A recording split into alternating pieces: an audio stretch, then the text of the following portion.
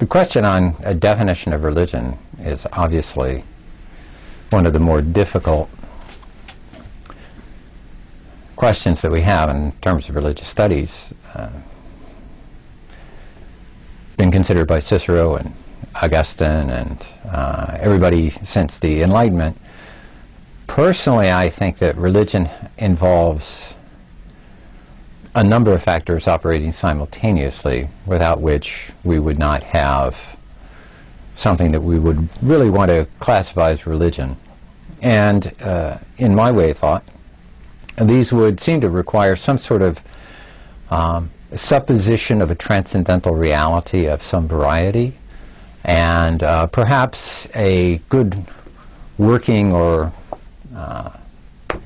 hypothetical definition would be something like a physical, vocal, and mental actions done with the supposition of a transcendental reality as a operative model, something of that nature.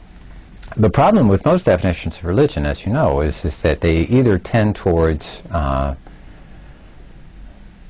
functionalist or substantivist forms, but using simply one or another without consideration of any kind of constitutive belief system or modeling would seem to be throwing the baby out with the bathwater.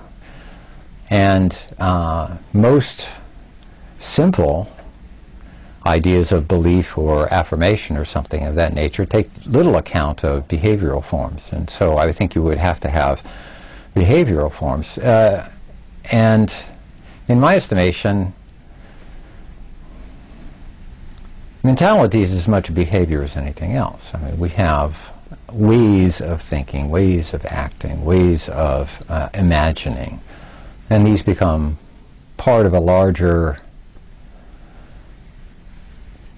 interactive system with the world at large, so that as we behave, it affects what we believe, and as we believe, it affects what we behave. I think probably the entire functionalist substantivist divide in religious studies is more an artifact of a Cartesian dualism, perhaps a latent Manichaean dualism, going back even further, more than anything else. And I think that this dualism is, it's been discredited so many times in the academy, but nonetheless it is this sort of ghost in the machine, if you will. It is this latent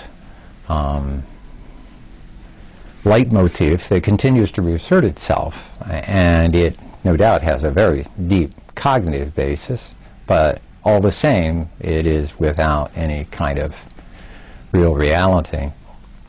The reason why I like this supposition of a transcendental reality rather than a transcendental reality per se is that we have no way of measuring that. We have no way of really affirming a data-based understanding of anything of a transcendental reality. I mean, we can individually believe it, or we can believe it as a consensual idea or a consensual model, but in terms of a discipline of religious studies, it's very difficult to go and make that leap in any kind of concerted manner. Nonetheless, leaving that out would seem to be very difficult.